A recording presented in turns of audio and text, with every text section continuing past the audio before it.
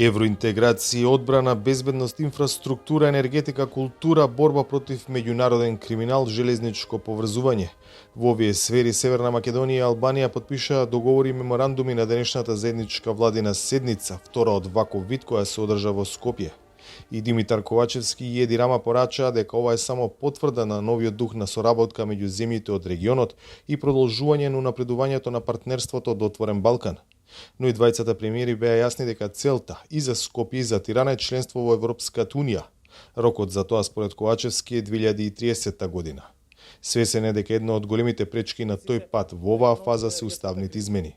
И Европската унија ги гледа нашите заеднички заложби за економски развој и конечно свати дека и нејзин стратешки безбедносен интерес е Западен Балкан да биде дел од Европа.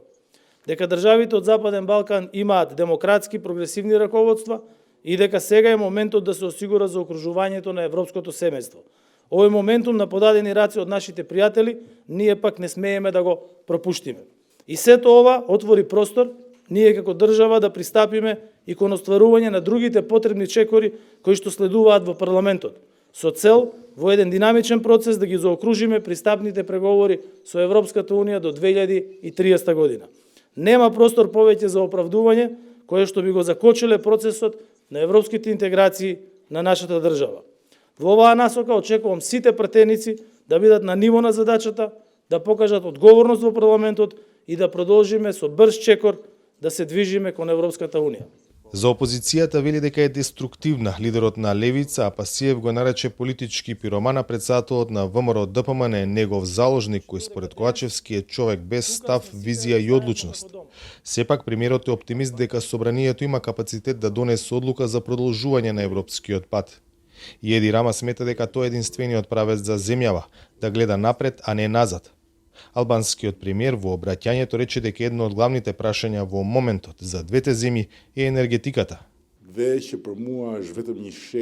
Хидроенергија, сончева енергија, течен газ. Во овој сегмент имаме најавено голем број партнерства. Со премиерот зборувавме за оваа тема и убедени сме дека единството е силата.